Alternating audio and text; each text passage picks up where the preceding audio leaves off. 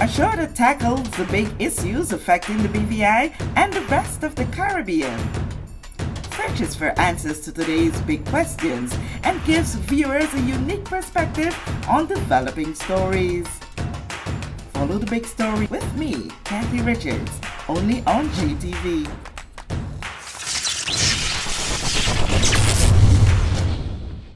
This show is brought to you by the National Bank of the Virgin Islands, Cyril B. Ramney Tertola Pier Park, NV Salon Spa Nail and Barbershop, the Wellness Center, Medical and Behavioral Health Clinics, Ticely Cross Deliciously Smooth Cider, HOV Medical, and Digicel. Sign up for Digicel Plus Home Light Bundles, faster internet, movies, and sports.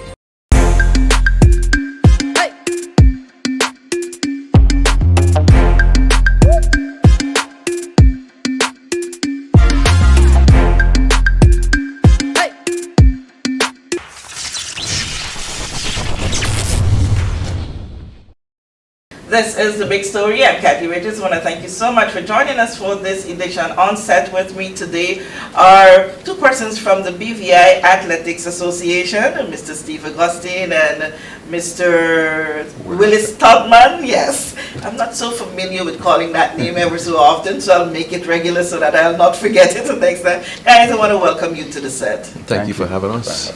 Okay. And the BVIAA is shining brighter than it has ever in the athletics field in this territory, and we know it's because of the commitment of the association, your commitment to working and seeing that our athletes do and get what they need to do.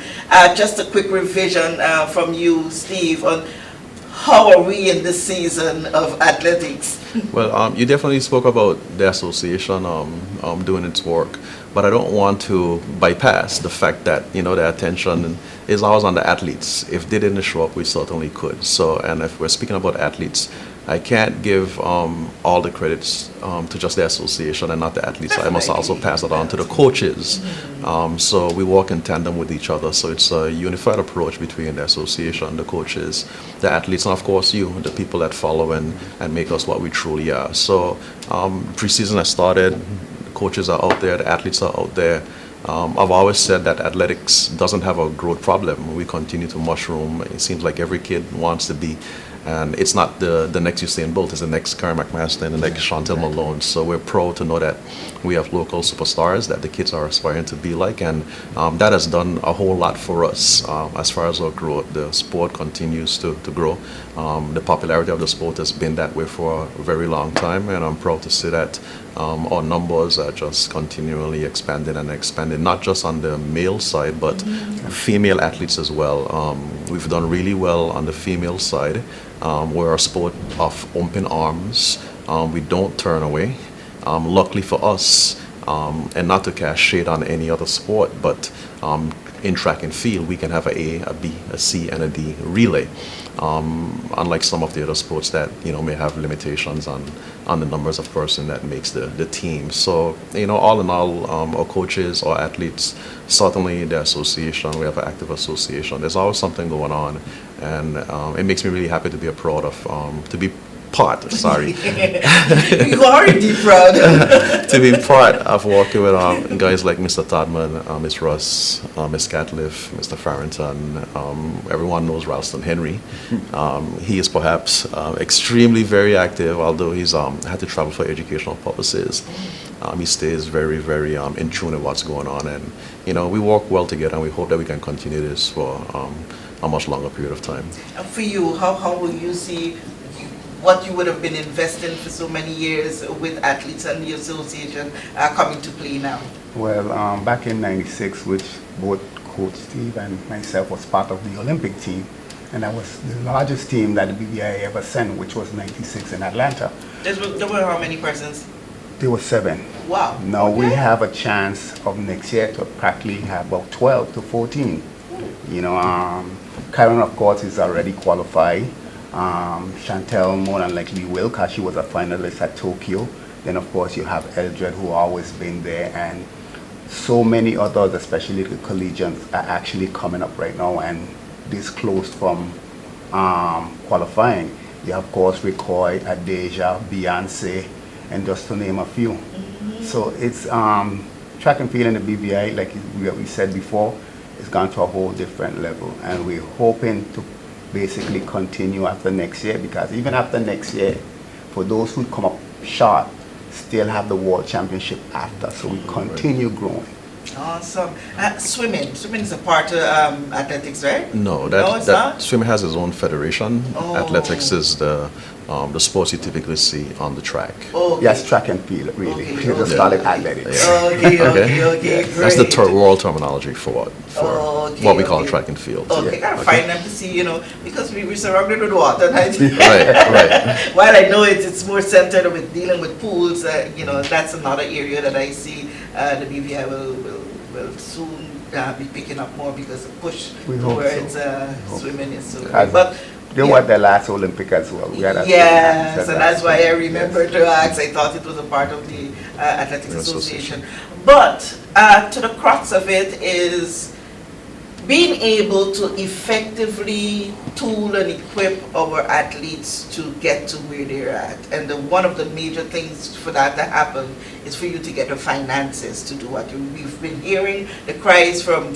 eons that, we need more funds, we need more people to come on board, we need corporate BVI to come on board more, we need government to come on board more. But what we are hearing from you in this season is that we are going to do even more, because you've been doing a lot. So there are initiatives in the making, so let's talk about those. Well, I guess one of the front runners that we have that's being planned and taking place as we speak is the fact that on December 2nd, we're seeking to host a telethon for the purpose of raising funds to support our athletes' initiative and drive to make it to the Olympics. All that you've mentioned, government, the funding that we get there, funding from the BVIAA, certainly we want to continue to welcome that, but we realize as an organization, we can't just sit back and wait anymore. It takes a lot to do what we do, and it will take a whole lot more to physically get our athletes on the Olympic podium. During our preliminary discussions regarding what we're trying to do, you would realize that our athletes are competing against the world's best. And if they're going to compete against the world's best, we don't want to put them at a disadvantage, or we want them to be, we don't want them to be disadvantaged at all. And certainly to bring them up to the level where they can compete at the same level, it takes some financing and funding to make sure that they're in the place that they need to be. And therefore, we're hoping that with this telethon, we can raise enough funds so that we can really provide the athletes with the necessities. Don't be afraid to put the figure in. Don't call it into being. You need $100,000 from this particular telethon. Call it. Right. Call it. You know. Well, as you can see, I walk with my treasurer. I didn't just walk with him for no reason. He will start to crunch the numbers for you. We certainly have projection as to where we would like to go, and we're not going to fall short of what we're trying to achieve. We have 13 plus or minus athletes that are seeking to make it to the Olympics. We have a very good idea as to what it takes to provide the funding that they need. And if we're lucky enough in the telethon, we can raise well over $200,000+. Okay, I like you better now. Double what I was thinking. Yeah. So we're gonna shoot for the sun and definitely hope that we land on the moon, perhaps even further. But we're gonna try, because it's something that we've spoken about a lot. Not the telethon itself, but simply providing more assistance to our athletes. But now we're literally taking the bull by the horn, and we're physically doing something about it. We know that the community, the population follows athletics. We just had some recent successes because the entire team did well over in Budapest at World Championships. Of course, Karen came back with that medal around his neck. A very proud moment for Team BVI, and we're looking forward to the celebration that will come in recognizing his achievement. But on the grand scale of things, that was an achievement that we have never had before. At least Taisha got an indoor medal. Karen was our first outdoor medalist at World Championships, and given the the attention that he's created, his emotions on winning that medal, and his drive to even do better. The Olympics is just a few short months away, and we really would like to see him go out there at the Olympics and grab that medal, if not a gold or a world record, right? All right. It's- Call it into being. Well, they said there's power in the tongue, so we're not going to hold back. We're going to speak No, it, you know. say it, say If it it. happens, we'll accept it. But he is all geared up to go out and be very competitive in the 400 meter hurdles. You know, I say something and people tend to take it for granted at times, but the truth is the history books about the 400 meter hurdles. I don't care which country you wrote the book from.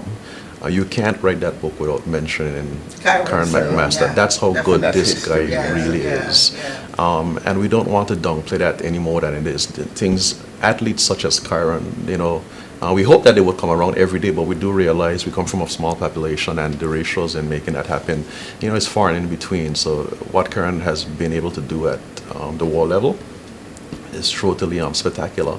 And if we're going to grab that Olympic medal, we feel that that time is now. Yeah.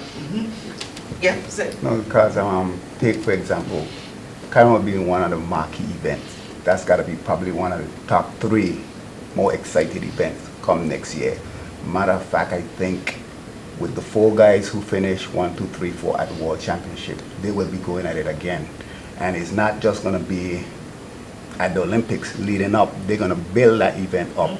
And you have, of course, the World Championship, which is home from Norway. And We have the guy from Gordon Meade, I think he is. no, that's 400. This is 400 hurdles. Oh, That's Iran. yes. Yeah. You got the American Benjamin. and then the Brazilian De Santos. Oh, Yes, okay. and all three of those guys, they're gonna bring it, and their country gonna be backing them 100%, especially financially.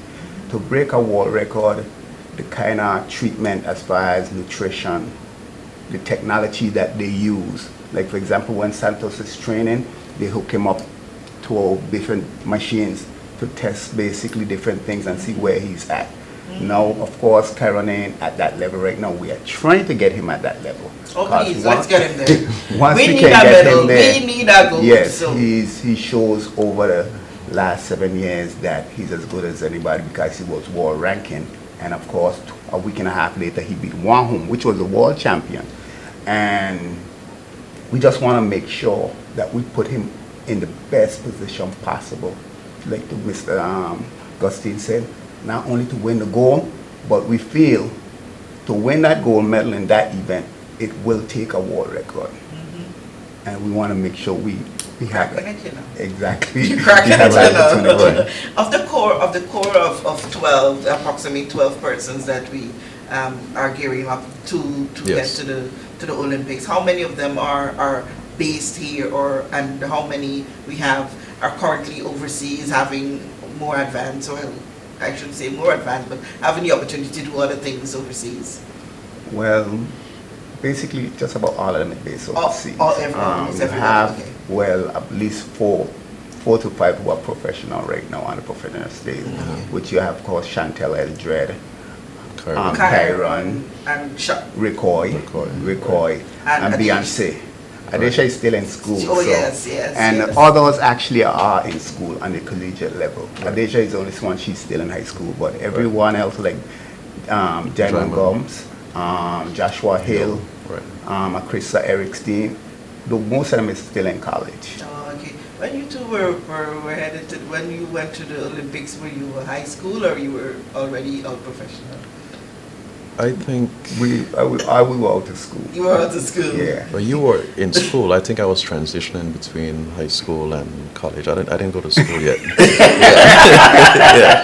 Yeah. So it's relatable, the different levels that they are at. Yes. Looking at where you guys were and looking at where they're at right now. Yes, times have changed, evolved, and things, technology and all of that has advanced. But there's so many things that you can relate to and understand that what their needs are going to be right now. And I think that's very important to us as an association, because we're not just picking up a book and reading what should be expected. We've lived that life. So we have a hands-on approach as to, what should be expected. Mr. Topman spoke about the machinery and the apparatuses and all these different things that goes along in making an athlete today. I always say back in our days, track and field was a sport, but today it's a science. And if you're not playing on the scientific level, you're not playing at all. Right, that's what the sport has come to. I don't want to get too much into the medical aspect of it, but there's so much that goes into what is your body doing internally as it leads up to competition, and that's the scientific approach that gives you the advantage. So what we are trying to do with this telethon is, and when we spoke about Chiron, but it doesn't just stop at Chiron, it speaks about these 12 to 13 athletes that we're speaking about. We're simply trying to give them access to these different high performance sports centers and the nutritionists and all the different things that the people that come in and really make a team around building that athlete. We're trying to ensure that we can put these athletes in that position, so when that time comes for qualification, the thing is, as an athlete, and I'll encourage you to speak with our athletes about it, you walk to the start line, and if there's anything on your mind as you walk to the start line, it is, what have I done leading up to this? And all the things that you didn't do are the things that comes to you. I didn't have that nutritionist, so we're trying to get rid of that strain on the athletes and just put them in a comfortable environment.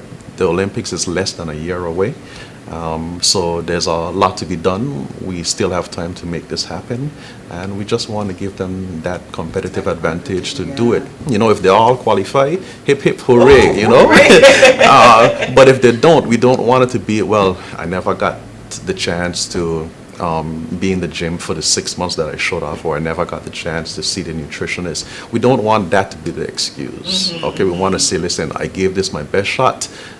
Clearly, I need to go back to the drawing board and work harder. We want to see where you're at and just give you that advantage to come out and really make it happen. Yeah, but we must applaud them that despite they were without certain things that they would be right there and seeing others benefiting from, they still go to that starting line, and though those memories will be flashing at them, they still go there and they execute. Right. And they've been doing remarkable. So just to think about them having it now, how much greater they can be. Right. So yes, December 2.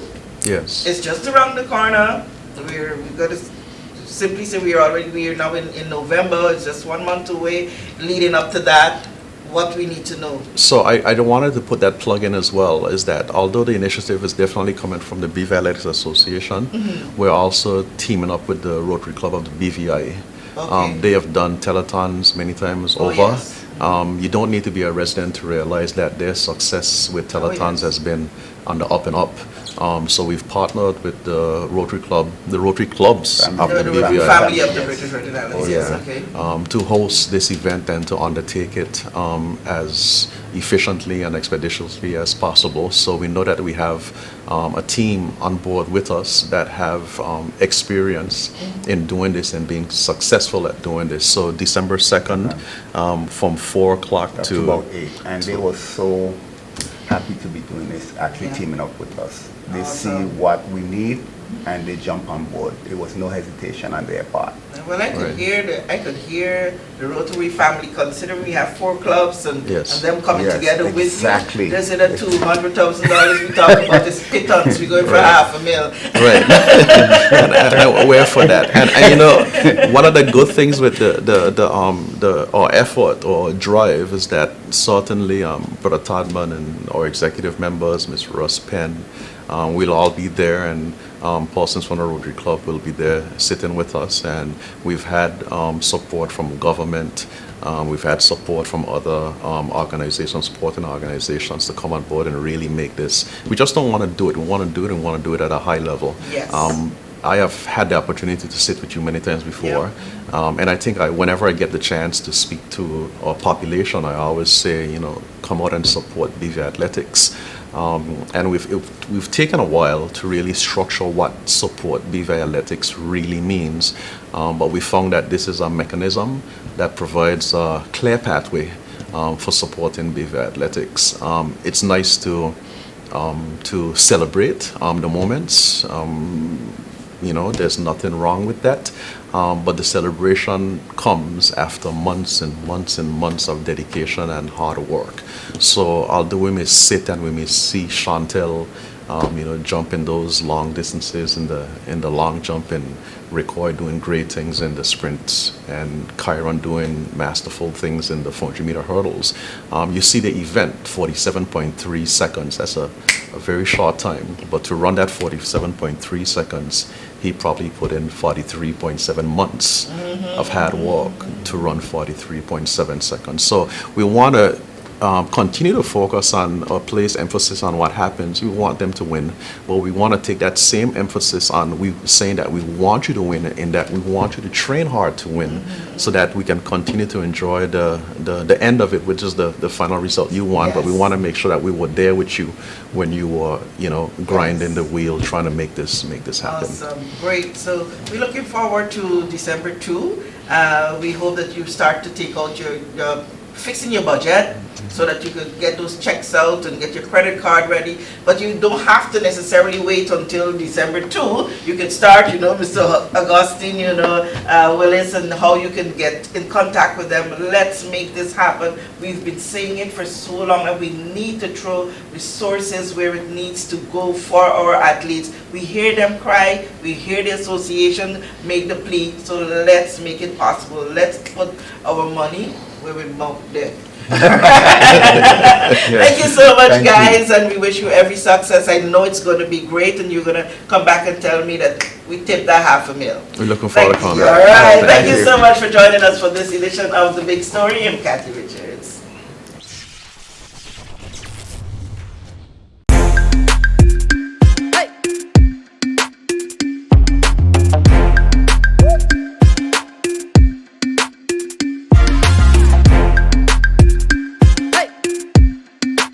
We know that where you choose to bank matters, and it is your vote on what your funds do in strengthening our community. As your official Bank of Paradise, we invest and support the lifeblood of our economy by helping in the realization of personal goals for homeownership, education, and entrepreneurial visions, which support small businesses. We make it our place to connect with persons and worthy causes, and we have been doing so for more than 30 years. Where your money goes and what your dollars empower are your choice. And we thank you for choosing us, a bank that gives where it matters the most, for you, for our community, and a happier tomorrow. The National Bank of the Virgin Islands. Everyone looks to the future, but no one truly knows what the future holds. The number of people under the age of 20 with type 2 diabetes could increase by 49% by 2050. Let it be known that we all have a 30% chance of developing hypertension. Globally, more than 300 million people of all ages suffer from depression. More than 60,000 young adults aged 20 to 39 are diagnosed with cancer each year. Obesity leads to problems such as stroke, heart disease, and kidney failure. No matter your race, age, or color, we are all at risk. These diseases can be managed or prevented if caught early. But with the right medicine and the right doctors to keep us on a path to live a robust and healthy life, we will live well.